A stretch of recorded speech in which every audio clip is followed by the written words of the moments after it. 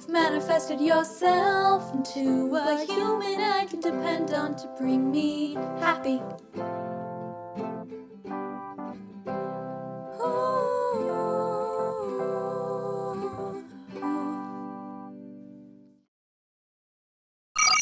A keen eagerness to explore the unknown, then re-explore the familiar again and again. Sound familiar? Yeah, well, this is the most rewatched show in Earth's history. That's a fact. Star Trek, with 12 different television shows and 900 plus episodes. It's no wonder Earthlings, also known as Terrans, love Star Trek. An astute observation. That was my Worf voice. So we'll talk about how direct Worf is with another Benzite at the bridge station in the rears of the Galaxy-class Enterprise bridge with John Putch in part 2 of our interview. I'm Lily Fox-Lim. He's the ambassador to the fans, Brian Kreutz. Yes, and you're watching A Captain's Log, a show that's instrumental and integral to explaining the unknowns and unheard or underheard performers and producers, plus many others well known for interviews, Intergalactic Planetary. Ooh, sounds like a Beastie Boys song. But not the one played in young Jim Kirk's convertible going off a cliff in the 11th Star Trek feature film. Oh, that's right. It was called Star Trek, so we have to refer to it as Star Trek either 2009 or the 11th Star Trek film. Next time, guys, name it properly. But anyways, the Star Trek news is necessary, and we've got a quickie that's visually a bit tricky. Ooh. Yeah. And we're not picky. Now, emblematic of a mindset that it's very necessary that Trek prioritizes the Vulcans as a further exploration is set to be ventured into a full episode of Star Trek Strange New Worlds this coming season. And we're showing visuals of an encouraging clip depicting a funny scene where Pike, sporting an epic vulcanized hairdo, and his crewmates pose as pure Vulcans for an emergency mission. And it appears Spock will face his insecurities about being half Vulcan among his fully Vulcan friends. I can't wait for this new season 3. Watch only on Paramount Plus. Let's reopen our hailing frequencies, Uhura and Yar's favorite line, and be joined, and in this case rejoined actually, by John Putch on the view screen here in the quarter setting on this fabulous Federation starship. Hey, I'm back. I'm here again. I'm glad to be here, and let's go Blueheads. Now, let me ask you this next question. You played Mordock so well, you're now playing another Benzite, Mendon, in Season 2's episode titled A Matter of Honor. Now, this marks the first next-generation actor to play 2 different characters of the same species. Actually, the only person to play a Benzite, at least until Deep Space Nine's episode, where there was some dialogue with a character named Hoya, a female Benzite. Now, what was your reaction when your agent told you you're coming back to Star Trek to wear the same makeup and that same alien species, but play someone else? And how did you approach playing a similar Benzite, but a completely different character? Well, first of all, I was delighted because it meant they liked me. Thought, I didn't know anything much about it. I went, oh, this is good. This bodes well. What if I can get on the Enterprise and stay on there? I mean, because which is every actor's dream who's a Trekker, So I was hoping for that. It was fingers crossed on that thing, and I think, oh, maybe they're going to put this character in as in Starfleet and all that stuff. And anyway, it delighted me and thrilled me, and I thought I was special. And then I realized, of course, well, they spent all that money and have a mold for John Putch's head. Why wouldn't you just bring John Putch back and play the same species? And it's the most logical thing you would ever do. But, as a young actor, I literally just thought it was all about me and my, they liked me and my performance and all that stuff. But clearly it was, maybe a little bit of both, but mainly they weren't going to make another blue head for somebody else. Just get that Putch guy. So that's how I see it, and I'm pretty sure I'm correct. But anyway, yeah, that I was so happy about that character because I could amp up the nudgy guy, whereas the previous character Mordock was a little more cerebral. This one was right in my wheelhouse because he was the guy that bugged people, So I was the officious, prissy, guy telling them they're doing their job wrong, or you're not Oh my God, the jargon they had me say was like terrifying. The amount, I mean, I had so much jargon. I turned to Johnny Frakes and Michael Dorn and whoever was up there, and I'd say, "How do you guys? What do you do? How do you memorize this stuff? It's impossible." They go, "We don't know what we're saying," and sometimes we'll write it on the and tape it to the bottom of the matte box on the camera and just read it off. And I go, thank God. Okay. So, but I didn't resort to that, but I could have, which I was very happy to hear. But yeah, so I just full on did my guy, and they liked it. And Rob Bowman was the director this time, big shot, and he was cool. I really liked him, and very, very friendly with actors and crew. Well, so was Mike Vihar. Everybody, back then there just seemed to be, maybe I wasn't paying attention, but because I was an actor, but there just seemed to be so much less stress and angst on the set, and maybe it's because it was the new Star Trek show, and everybody was just so thrilled and happy about it. I mean, as I recall, the crew was honored to be working on it, even though they'd done a million other things. And, the actors everyone knew it was important, but there didn't seem to be any friction. And even Patrick Stewart, I got to chat with him a little bit, and he was just couldn't believe it, as I recall. He just was amazed that this is what he was doing, and it was such a big thing so soon. So it was pretty cool. It was pretty cool, and I got to know them all a little better, and then I became part of the universe because I came back in the Generations movie, and so I have a through line with this series, and it's what's so funny is years later I know so many cast members. I mean, we all, aside me, like a journeyman actor, there were so many other journeymen, and you've interviewed most of them, I'm sure, journeyman actors and actresses that did that show that, were working actors at the time. And we all came up doing, that was one of the shows that you'd get a part on if you did a good job. And so we all have like a connection to it. There's so many of us and there's so many episodes. But years later, I'm working with Bob Picardo, became a friend. Worked with him, directed him a bunch of times, met him at a poker game. And, we got to know each other through mutual friends, a friendly poker game, a cheapskate thing. And, and then one day I had a chance to hire him to be in, one of these the dog movie, the Beethoven Christmas Adventure, Beethoven 7, the one where he jumps the shark and talks. Anyway. Oh yeah, my kids have seen it. Oh yeah, absolutely. Yeah, I know yeah, exactly. That one. Yeah. So I get Bob and Curtis Armstrong up there to play the villain, the funny villains, and all of a sudden we're pals. And then I direct him in a play at the theater that I told you about, and then I put him in one of my independent movies. Anyway, Bob's a friend, and then Johnny Frakes comes back into my life. Uh, we're both directing TV shows, and we share a first AD.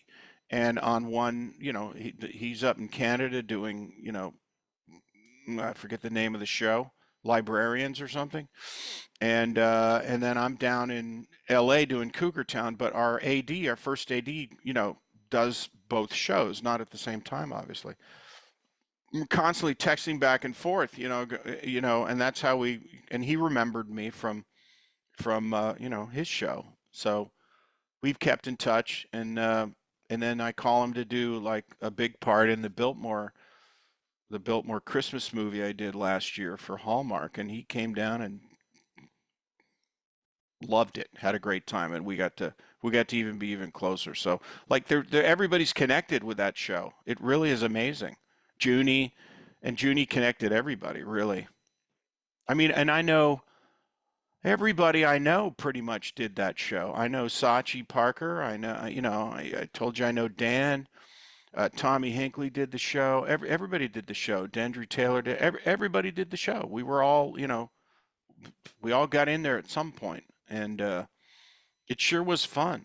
Yeah. This show and Seinfeld are the two. No, I'm sorry.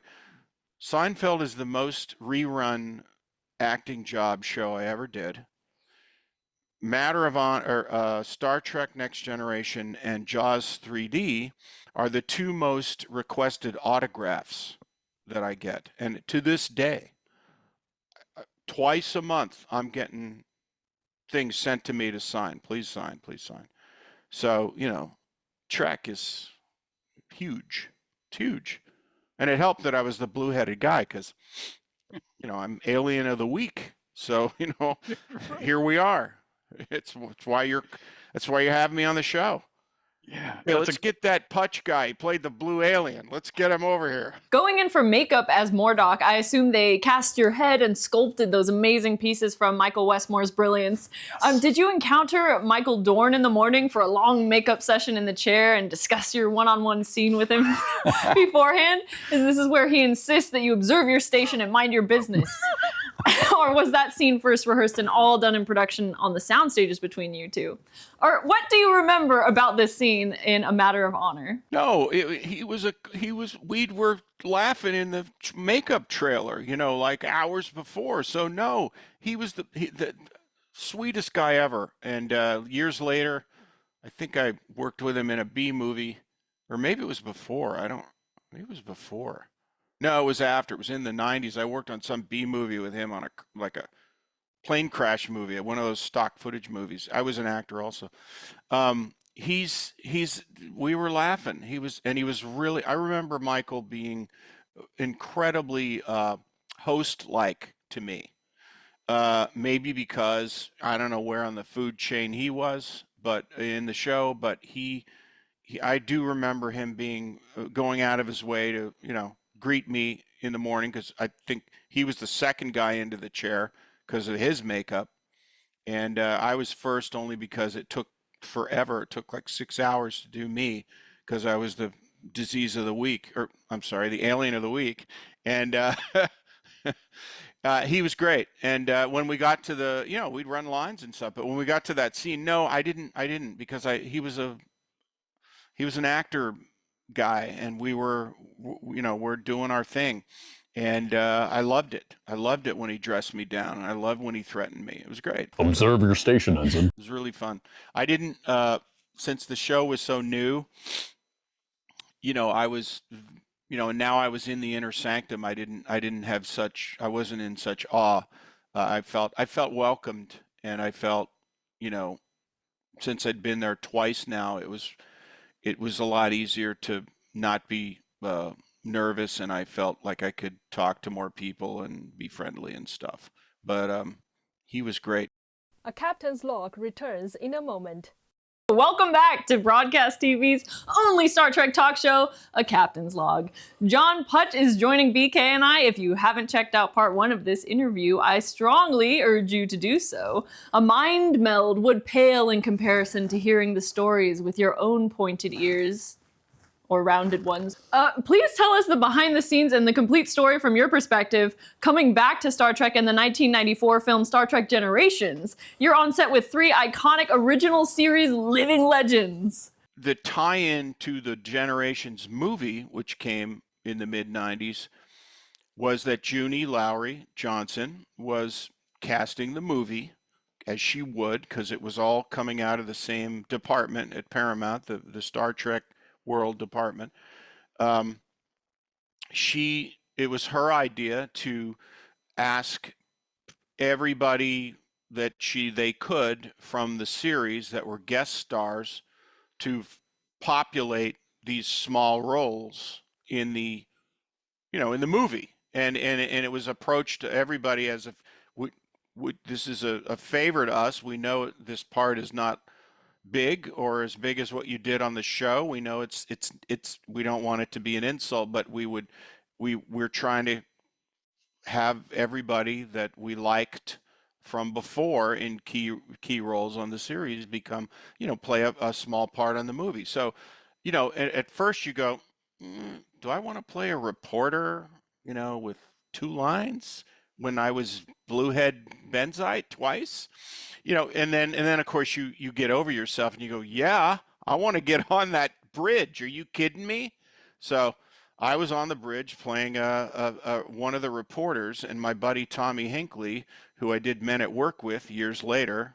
Was it years later? Around the same time, maybe before we did that Charlie Sheen, Emilio Estevez movie. We were the two cops. Anyway, we got cast because we had done Star Trek, right? So we get paired together, which is even better because not only are we friends and we know each other, we play basketball together, and we'd already played a team once. We're now they didn't know. They put us together. He's the guy with a microphone. I'm the idiot with the camera on my head. That they bolted to my head. So at least you could see my face for this movie. Anyway, I got to visit with James Doohan. I got to talk to Walter Koenig, and Shatner. I had a couple of exchanges with. I had a scene with, and he was just his Shatner, King Shatner self, and he didn't want to talk to me because he thought I was an extra or something. He just kept looking to the director. I mean, we're standing there, the three of us, rehearsing and figuring out what we're going to do, and he wouldn't. It was like he wouldn't talk to me, and he kept asking the director, can you maybe it's better if he does this here, and I literally I said to him, I said, I'm happy to do that, Bill. Just ask me to do it, and I'll do whatever. I was trying to get him to look at me. I don't know what the problem was. I don't know what the problem was. Anyway, so he also had to push me away, get out of my face with that camera business, and he pushed me into a movie light, and it was like, this is the guy who didn't want to talk to me, and then he pushed me into a movie light, and he's in the guise of acting in the scene. And so the light almost goes over, and a grip has to grab it, and I'm going, I'm stumbling, and we're on this platform and all that stuff. And and I went right up to him, and I got in his face, and I said, hey, if this is going to be stage combat, then you just need to touch me and I'll do all the work, but don't throw me into the lights, okay? I could have hurt myself. Yes, I remember distinctly you as a reporter with that headset and camera, bobbing your head as the camera pans to you. You're getting up in William Shatner's face, and he says, and next, get that camera out of my face. What an honor. Right? I remember that. What an amazing story, John. I'm sure there's more to talk about with you and Tommy Hinkley as journalists on the Enterprise B bridge. The best part about watching him was just the whole ethos of him returning to the bridge and not getting to be the captain.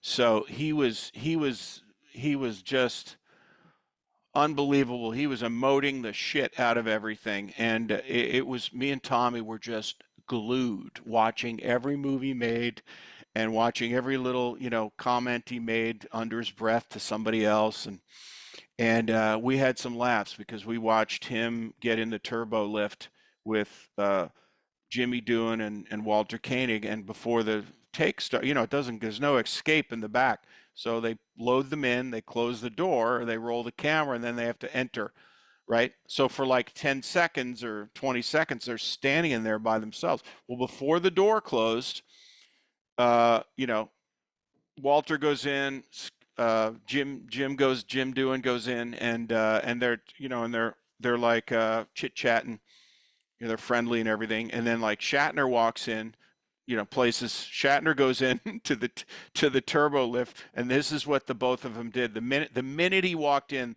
they stopped talking and they did this. And and I'm elbowing, Tommy. I'm going, did you see that?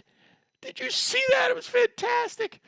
So they didn't, his book had just come out, his autobiography, and no one liked it amongst the cast. So and I did ask James Doohan about it. I said, hey, did you read the book? This was off camera when we're sitting around in the chairs. He goes, nah, I'm not going to read that. I had my daughter read it though.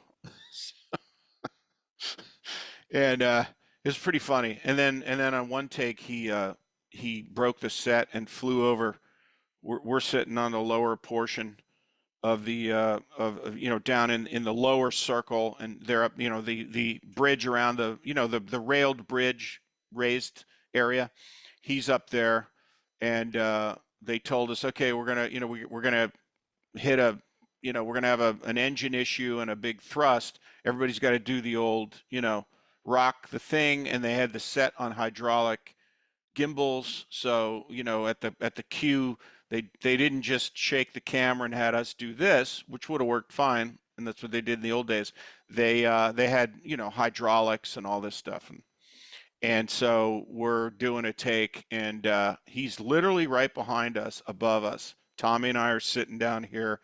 I got the camera, he's got the mic, and we're taking off, or whatever it is, whatever happened in there. And then there's this big boom or whatever, and everyone does the Star Trek Shatner thing, and he's right behind us holding on to the handrail, and he did it so hard he broke the rail, and he's flying over our heads, William Shatner, into the down onto the floor, half a level down, and and he hits Tommy with his foot. So Tommy gets clunked in the head with Bill Shatner's boot as he's flying across, and I looked up and I saw him go by, and Tommy's next to me, and Tommy gets hit in the head, and and he does a tuck and roll and lands, and everybody on the whole stage just like stood up and went like that. There was a collective gasp, and then and he went, I'm okay. He did his usual TJ Hooker thing. And then they spent, I'm not kidding, 3 hours. Are you okay, Mr. Shatner? And the grips were chaining and drilling and fixing the set, and he relished all that attention, and it was just a great time. And anyway, everything that happened, I would go home immediately, tell my wife the whole story, call my sister, tell her, call my best friend. I go, okay, you won't believe what he did today. And it was so entertaining. I could care less if I was even cut out of the movie, but that's what happened. And Tommy, you should get Tommy on this show. He did the Next Generation. He could tell you his side of the story, which is also very funny, his side of the story. But there we were, laughing our asses off. Listen, I don't care that he treated me this way. It's hilarious. So I don't want anybody to get the wrong impression. I think it's amazing that I got to experience it. I was laughing the whole time. I love guys. He's a real character. He is, everybody knows. I mean, he is hilarious. I don't care. I'm loving it. I got a great story. I loved him in the show. I loved all the movies. I'm a huge fan. I got to be at the receiving end of some stuff with this guy. Yeah. And it was so much fun. As much as I never expected it, it was fun to go home and tell people what happened that day. Oh my God, you know what he did today? Here's an example. There's a scene where Alan Ruck comes up to him and says, please take your seat. We're going to take off. And they're standing right behind the captain's chair. Okay, so it's done. That scene is done that way. And so, he looks at him and whatever, gazes at the chair, and then goes and sits down. Okay, so the next day, first thing in the morning, we're all setting up for whatever the first thing is, and he pulls the director aside right on the set, and Tommy and I are sitting right there, and like I shushed Tommy and I said, "What?" I said, "Focus in," and because I knew something, I wanted to hear what he was going to say. I wanted to eavesdrop on everything he said to David Carson, and so he said to David Carson, he goes, "I think we might have missed something yesterday," and David Carson, British guy, well, yeah, what?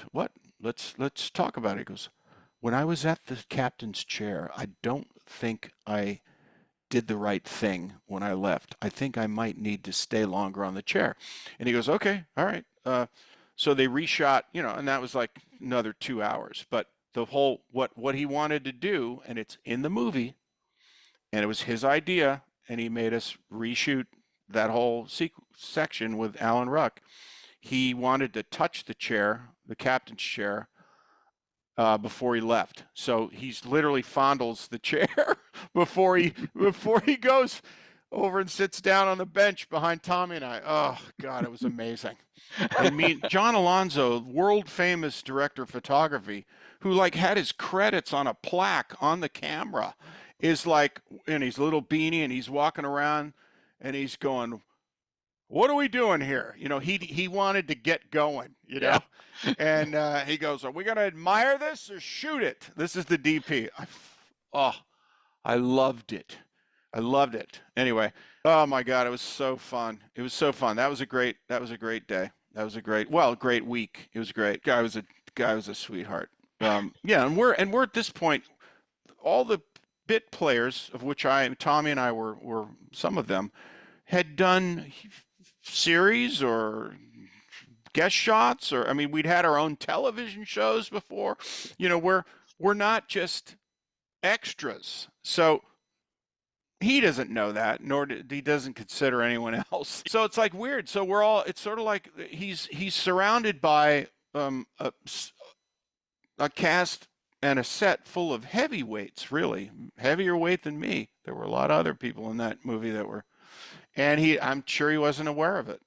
And it was really fun. I got to say, it was really, really fun. Tommy Hinkley and I will still, to this day, laugh about that, about what went on that day, the 2-3 days he was there. Yeah, and there has to be. There were so many iconic characters in the crew of that ship, aside from Alan Ruck, who, of course, was in Ferris Bueller's Day Off. Yes, Tim Russ, who I still feel is Tuvok's lookalike lieutenant. Yes, totally. Plus, at the helm is Jacqueline Kim as Sulu's daughter, Demora. Demora Sulu, she was so cool. Yes, so many familiar faces on that bridge with John Putch. Glenn Morshower was there, the redhead who played Burke on The Next Generation. Mick Reddy on the Enterprise series, your favorite series. That person's a part of the crew. Oh, and of course, Janette Goldstein is science officer with no name, but hey, we all know her as Vasquez from Aliens. What? Yeah, it's a who's who, that movie. If you go further into the film, there'll be, during the big scene in the Medicare area or something. I mean, I had another scene there. I don't know if it got cut out or not, but there was big people in that scene when they were in I don't know if they ended up cutting that out or not. Anyway, there was this big triage. I had one other scene in that scene, and then I think the lines were cut out, and he just saw me and Tommy walking through or something. But yeah, that fun stuff. Thanks to Junie Lowry, and I got in there and am part of the Star Trek family. Fun, and yeah. Now, let me ask you this next question. Directing steadily in Hollywood in the 1990s, John, let's move on to the early 2000s. You direct the film Pursuit of Happiness, starring Frank Whaley, who's an actor known for being in Pulp Fiction, but your mom is in this film as well. What's it like directing your mother? That was a 100% independently financed movie, shot on 35 millimeter for I think it was under $1 million, and just really, really fun. It's one of the last, next to the last indies I made on someone else's dime. And directing Mom was interesting because, well, I had worked with her for years on stage at the Totem Pole Playhouse at the theater, and so I was well aware of what it's like to work with her, but I had never directed her before, and I brought her to the project. We needed, we thought it'd be nice for the character she played to be the boss, Frank's boss. We thought it'd be, great to have a name in there, and I said, well, I got one at home, that might want to do this, and everyone just went, oh my God, yes, oh my God, yes. So she came and did her day. And everyone was happy, and they got autographs, and and she did a good job. And I think I remember her being very. I do recall this. She had seen us make low budget independents prior to this and come to set and everything.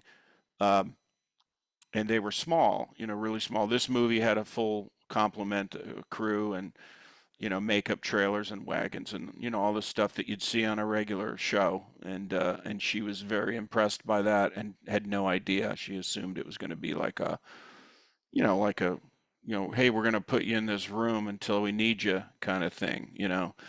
And so she was very pleased and was very impressed with the professional crew and everything. And I remember her being very emotional about that. And as she said goodbye when she left, she was which made me happy. So I believe she might have been proud. So I was hoping that was the case. It turned out really sweet. That was a sweet little movie. What makes directing more rewarding for you than being in front of the camera? And can you share some of the memories of your favorite TV series or films that you've directed? Well, I like making things, and I like, end-to-end things. So being able to, not so much in television, they just let you direct it and then they take it from you. But in the movies, like Pursuit of Happiness or any of my other ones that I've done, you feel like the author of the movie. It's your point of view, not someone else's that hired you. So I really liked that, and I really liked I liked fashioning, shots and staging scenes and all the stuff I'd learned, from theater. And and having done those Super 8s when I was a kid, I just couldn't wait to see it put together and then add music and add sound effects and see it just be gloriously become something. And I guess that's what I liked so much about it. Being in front of the camera now seems easy, but I wouldn't want to do it. I wouldn't want to do it. So I like doing the TV, and I'm glad that I started in low budget, kids movies and action films in the 90s, because you were forced to do a film, for under $1 million in 18 days or less. And it was film, and you didn't have, and they only let you have so much, and you couldn't have overtime, and you had to do everything in your power to shoot the strips on the board on the schedule that day. And if you didn't get it, you weren't, you lose, basically. You're either fired or you can't. How are you going to explain this to somebody, that you didn't get the complimentary shot of William Shatner or whoever it is you're shooting, Dennis Hopper in my case, and you get so good at and proficient at figuring out how to do something in the shortest amount of time, but not sacrificing the quality if possible, that you get really good at it. And that really helped me when I moved into television, because television is all about efficiency and schedule. It was then. I don't know today if it's the same. I don't think they think about it the same way. I think they're a little more, they're bigger in their britches now, and they take more time, and they spend more money, and somehow no one comes in and says, stop, you can't shoot anymore. They just let you, they keep going. So anyway, that really helped me in television when I started working in TV as a director a lot, and it made my day more pleasant, because I wasn't worried about how to complete this complicated sequence. And so I had a really fun section of time in the 90s learning all this when I worked at my friend Andrew Stevens' company called Royal Oaks Entertainment, and he was the king of the direct-to-video foreign sales boom, in the 80s and 90s. And he came through Roger Corman, and then I got to work once with Roger Corman for Andrew. And anyway, he literally needed to make X amount of movies per year, and when he found me, I did one kids movie for him in 12 days. He started just saying, "Can you do this one next week? Can you do that one next week?"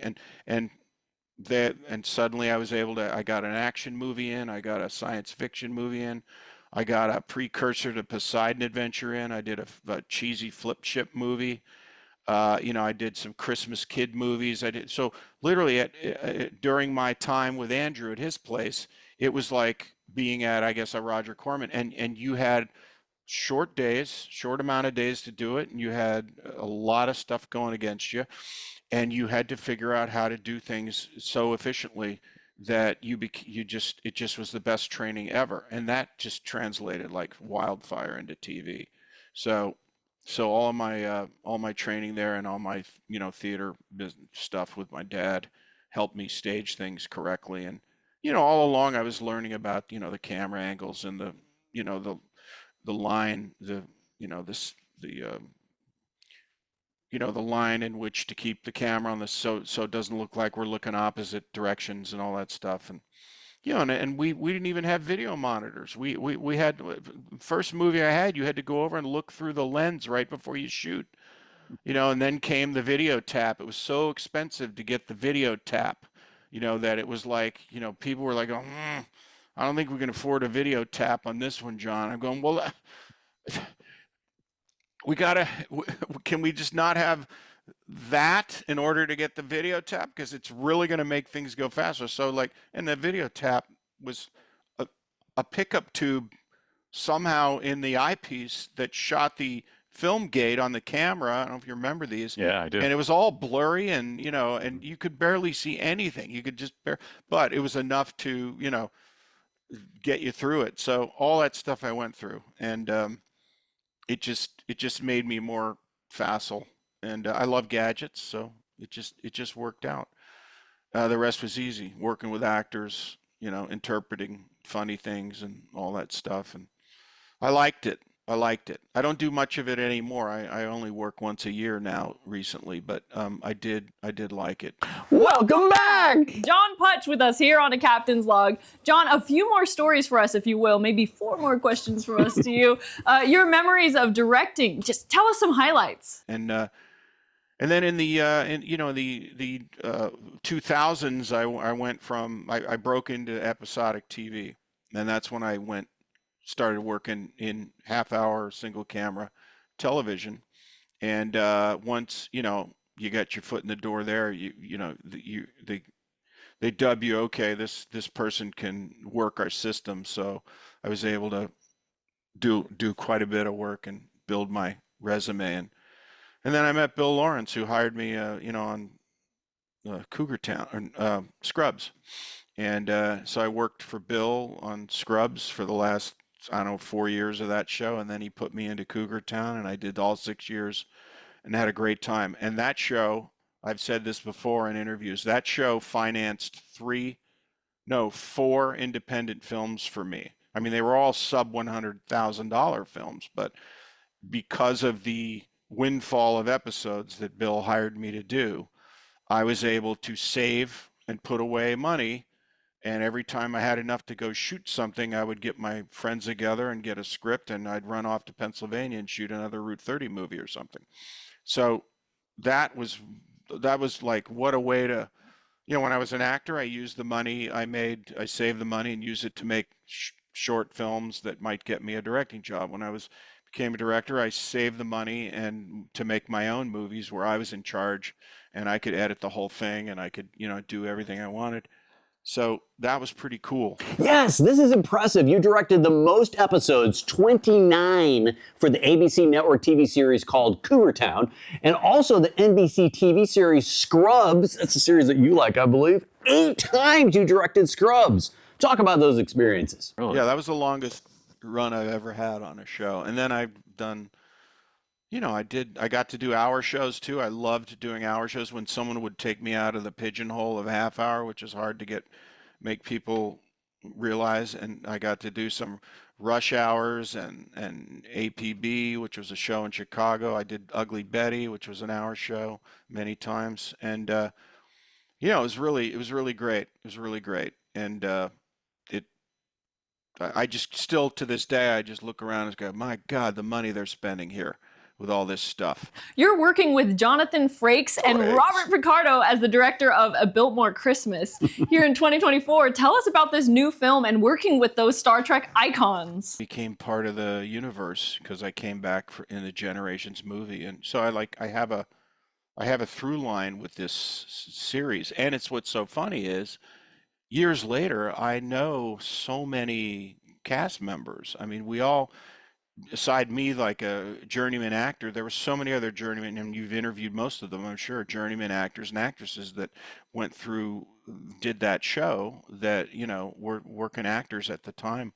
And we all came up doing, you know, that was one of the shows that you'd get a part on if you know, did a good job. And so we all have like a connection to it. There's so many of us and there's so many episodes. But years later, I'm working with Bob Picardo, you know, became a friend. Worked with him, directed him a bunch of times, met him at a poker game. And, you know, we got to know each other through mutual friends, you know, a friendly poker game, a cheapskate thing. And, we, you know, and then one day I had a chance to hire him to be in, you know, one of these Universal, the dog movie, the Beethoven Christmas Adventure, Beethoven 7, the one where he jumps the shark and talks. Anyway, so I get Bob and Curtis Armstrong up there to play the villain, the funny villains, and all of a sudden we're pals. And then I direct him in a play at the theater that I told you about. And then I put him in one of my independent movies. Anyway, Bob's a friend. And then and then Johnny Frakes comes back into my life. You know, we're both directing TV shows and we share a first AD. And on one, you know, he's up in Canada doing, you know, I forget the name of the show, Librarians or something. And then I'm down in LA doing Cougar Town, but our first AD, you know, does both shows, not at the same time, obviously. I'm constantly texting back and forth, you know, and that's how and he remembered me from you know, his show. So we've kept in touch, and then I call him to do like a big part in the Biltmore Christmas movie I did last year for Hallmark, and he came down and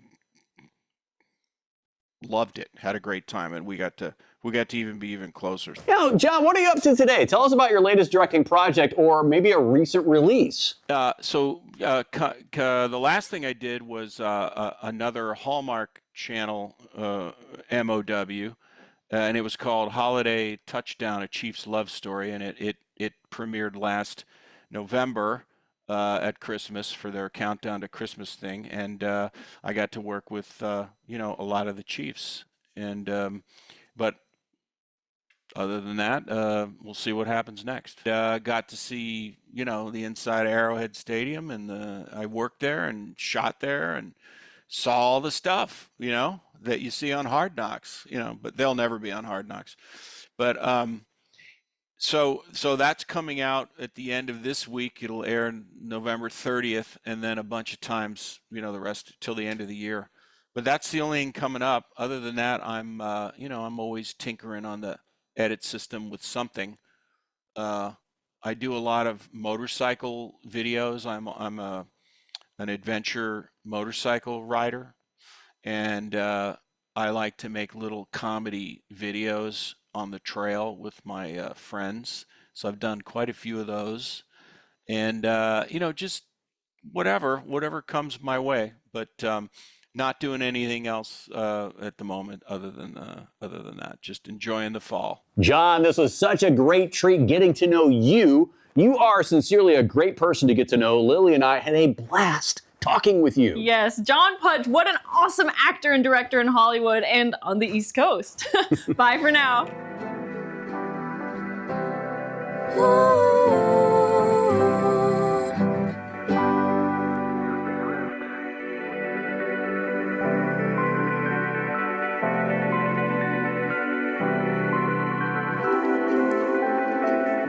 Thank you